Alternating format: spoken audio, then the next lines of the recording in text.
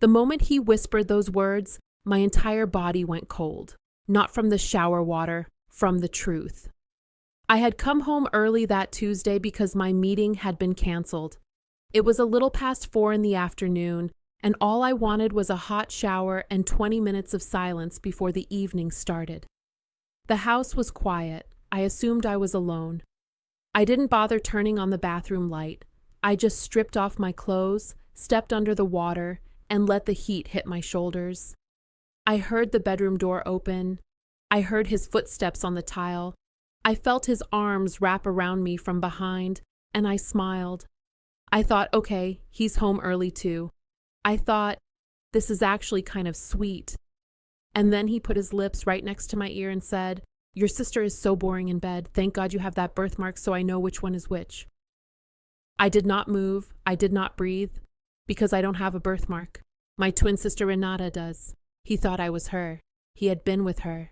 In my house. In my shower. And he had done this before. Enough times to develop a system for telling us apart in the dark. I stood there under the water for what felt like 10 years. My hands were pressed flat against the tile. My heart was beating so hard I could feel it in my teeth. And I made a decision in those 15 seconds that would change every single thing about my life. I did not say a word. I turned off the shower. I reached past him for my robe, the one hanging on the back of the door. I wrapped it around myself. I kissed him once on the cheek, soft and calm, and I walked out of that bathroom like nothing had happened, like I was the woman he thought I was.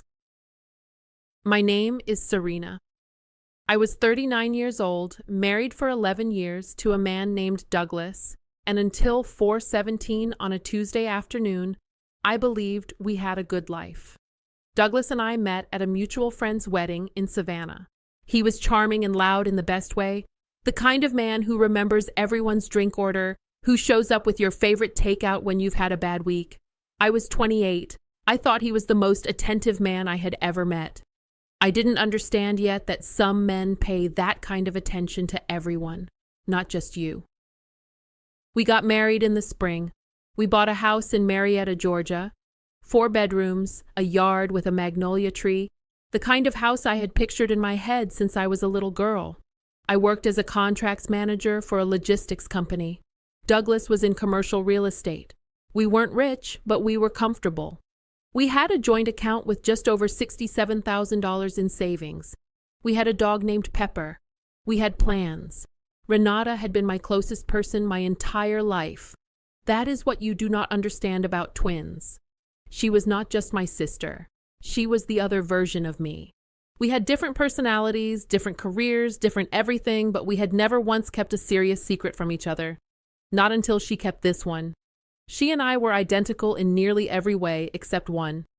She has a small brown birthmark on her left hip. I do not. It is the only way certain people in our lives, our mother, our aunt, could tell us apart as babies. I hadn't thought about that birthmark in years. I thought about it now. I walked down the hall with my robe wrapped tight and my wet hair dripping on the hardwood floor. Renata was sitting on my couch in my living room with a glass of my wine in her hand, scrolling through her phone like she was waiting for a bus. She looked up when I walked in. She smiled. That same smile I had seen my whole life. I closed the living room door behind me. I turned the lock. I heard Douglas calling my name from the back of the house. "Serena, you okay?" And I ignored him completely. I looked at my sister and I said very quietly, "How long?" She knew immediately what I was asking. I watched the color drain out of her face in real time. She started to speak and I held up one hand. I didn't want to hear it yet. I pulled out my phone, dialed 911, and I reported that there was a man in my home who had just committed a crime. Because what Douglas had done, believing he was in the shower with my sister, was not a misunderstanding. It was a pattern. It was a system. And depending on what Renata was about to tell me, it was something much worse than that. The officer who arrived was a woman named Sepul Denise Watley. I will never forget her name. I told her exactly what had happened. I told her what Douglas had said, word for word. I told her about the birthmark. She looked at Renata. Renata, to her credit, did not lie to the police. She told them it had been going on for 7 months. 7 months. And you want to know what Douglas said when CPL Whatley asked him directly? He said, "This is a misunderstanding." He said, "You're both overreacting." He actually looked at me, his wife of 11 years, and said, "Serena, come on. You know how your sister is. She pursued me." I sat in the chair across the room, and I looked at him, and I felt absolutely nothing. That nothing was the most powerful feeling I have ever had in my life. The police could not arrest him that night on criminal charges. The situation was complicated, they told me. But I had already decided that the law was only one of my tools. I called my attorney the next morning. Her name is Judith Crane, and she has handled high-conflict divorces in Cobb County for 22 years. The first thing she told me was, "Do not touch the joint account. Do not change any passwords. Do not tip him off in any way.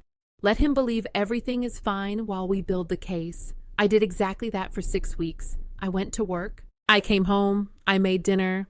I let Douglas kiss me on the cheek and call me babe. Every single night I smiled at him across the dinner table, knowing exactly what I was doing and exactly what was coming. Pepper the dog would put his head in my lap, and I would scratch his ears and think about Judith's voice on the phone saying, "The longer we wait, the more we have." During those 6 weeks, I hired a private investigator named Cal Reeves, who confirmed that Douglas had been meeting Renata at a hotel called the Georgian Terrace, the actual historic hotel on Peachtree, $289 a night, at least twice a month for the past 7 months. He had paid for 11 of those stays on a credit card I did not know existed, a card in his name tied to an account at a different bank, currently carrying $23,400 in charges, a credit card he had never mentioned, an account he had never disclosed. Judith made a note of that. I also quietly had our joint account frozen to withdrawals above $500 without dual authorization. He never noticed. He hadn't looked at that account in months. On a Wednesday morning in October, Douglas arrived at his office on Cumberland Parkway to find a process server waiting in the lobby. He was handed divorce papers in front of 2 colleagues and his assistant. I know this because his assistant texted a mutual friend who texted me. She said he stood there reading the documents for a full minute without moving. He called me 17 times that afternoon. I answered on the 18th call. I had Judith on a separate line, recording. He said, "What is this? What are you doing?" I said, "I'm divorcing you, Douglas." He said, "Because of one stupid mistake? Because of your crazy sister?" I said, "Because of 11 stays at the Georgian Terrace, a credit card with $23,400 on it, and the fact that you built a system to tell your wife and her twin sister apart in the dark. That's not a mistake. That's a schedule." Silence. I said, "Don't call this number again unless it's through your attorney." In the discovery process, Judith and her team uncovered that Douglas had also used $14,800 from a business account that I was technically a co-signer on. Money moved in amounts just under the reporting threshold over 18 months, which Judith described in her filing as a sustained and deliberate pattern of financial concealment. The judge used the phrase dissipation of marital assets, and I felt a warmth in my chest I had not felt in months. The settlement took 4 months to finalize. I received the house in Marietta, the 4-bedroom, the yard, the magnolia tree. I received 60% of the liquid marital assets, which came to $51,200 after accounting for the hidden debt he had created. I received Pepper. I also received, as part of the financial settlement, a sum representing the undisclosed credit card charges, which his attorney pushed back on, and Judith did not budge on for a single moment. Douglas moved into a 2-bedroom apartment in Smyrna.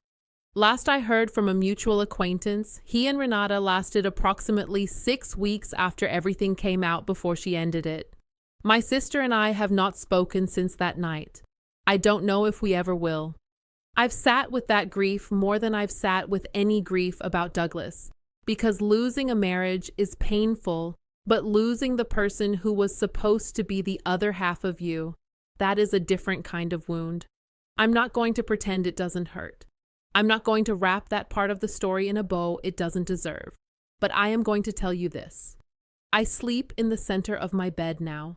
I take showers with the lights on and the door locked.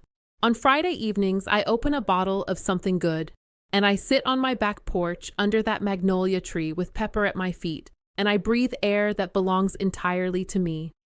I built a life with a man who needed a birthmark to know which woman he was touching in the dark. And when I found out, I didn't scream. I didn't beg. I didn't fall apart in that shower or give him one single moment to prepare himself. I walked out of that bathroom, locked my sister in the living room, and called the police. And then I called the best divorce attorney in Cobb County. Some women get even loudly. I got even in writing, signed, filed, and court approved.